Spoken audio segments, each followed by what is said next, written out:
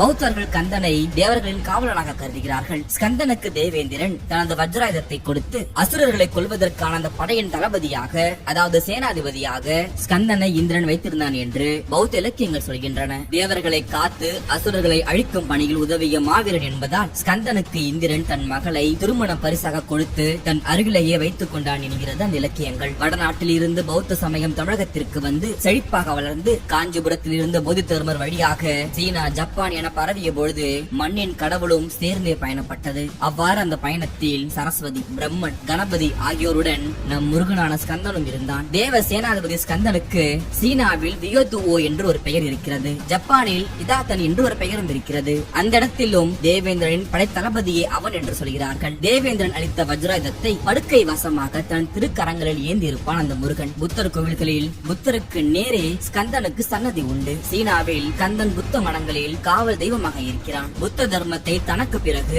ஆசை இல்லாமல் பாதுகாக்கும்படி புத்தர் இவனுக்கு ஆணையிட்டதாக ஒரு வரலாறு இருக்கிறது. பௌத்த கடவுளான காவல் தெய்வம் என்ற ஒரு கருத்து சீனா, ஜப்பானில் இருப்பது போல கேரளா, கர்நாடகா, ஆந்திரா போன்ற மாநில கோவில்களிலும் இருக்கிறது. இங்கு சுப்பிரமணியன் என்ற பெயரில் நாகங்கள் சூழ காணப்படும் முருகன் புதையலின் காவலனாக இருக்கிறான். இங்கு ஸ்கந்தன் என்றும் சுப்பிரமணியன் என்று கூறப்படுவது எல்லாமே நம் முருகன் தான். இவ்வாறு உலகெங்கும் முருகனுக்கு 1000 தனித்தனி கதைகள் இருக்கின்றன. தமிழ் சங்க இலக்கியங்களில் கடவுள் பற்றிய குறிப்புகள் ஆங்காங்கே கூறப்பட்டாலும் கடவுளை பாட்டுடைய தலைவனாக கொண்டு பாடப்பட்ட முதல் இலக்கியம் திருமுருக படைதான்.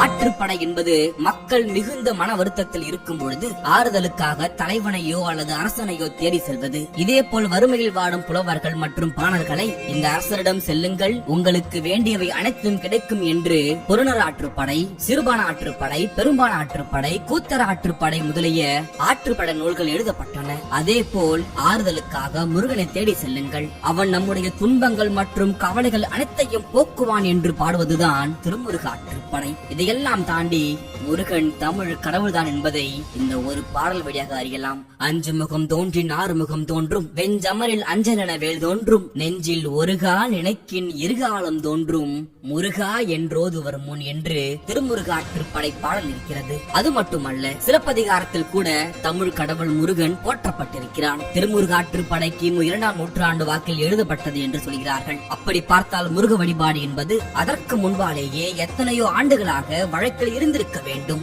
ஆக இதை வைத்து பார்க்கும் பொழுது முருகன் என்பவன் தமிழ் கடவுள் என்பது உறுதியாகிறது. இப்படி வரலாற்றில் பின்னோக்கி சென்று தமிழர்களுடைய பாரம்பரியம், பண்பாடு, பழக்க வழக்கங்கள், அக்காலத்தில் நிகழ்ந்த வரலாற்று நிகழ்வுகள் அனைத்தையும் முருகனுடைய வரலாற்றோடு தொடர்பு படுத்தி பார்த்தால் முருகன் தமிழ் கடவுள் என்பது தெளிவாக புரியும். தமிழ் முருகன், தமிழ் திருமால், தமிழ் கொற்றவை தொன்மங்கள் யாவும் குறிஞ்சி, முல்லை மற்றும் பாலைநில மக்களை ஒட்டியே இருக்கும். நிலத்தின் ஆயுதங்களே அந்த தெய்வத்தின் ஆயுதங்கள். தமிழ் கடவுளான முருகனின் தொன்மங்கள் அனைத்தும் இயற்கையை அடிப்படையாக கொண்டுதான் இருக்கும். அதில் வடநாட்டவர் கூறுவதை போன்று மாயாஜாலங்கள் எதுவும் இருக்காது. நாம் இயற்கையில் ஊன்றி தேட தேட அதில் உள்ள பொய் புனைவுகள் அனைத்தும் விலகி உண்மை முருகனை அறியலாம். ஊன்றி தேடினால் அனைத்தும் நமக்கு கிட்டும். அதற்கு தமிழ் திருமாலும் தமிழ் முருகனும் நம் தமிழ் கொற்றவையும் உதவுவார்கள். இந்த பதிவு இதோடு முடிய போவதல்ல. முருகனை பற்றிய பல குறிப்புகள் எப்படி நம் தமிழ்நாட்டில் இருக்கிறதோ அதே போல் வடநாட்டில் ஸ்கந்தனாக வழிபடப்படும் நம் முருகனை பற்றிய பல வரலாற்று குறிப்புகள் அங்கேயும் இருக்கின்றன. அவை அனைத்தும் புராண கதைகளோடு முடிச்சிட்டு இருந்தாலும் அவன் தமிழ் கடவுள் என்பதற்கு பல ஆதாரங்கள்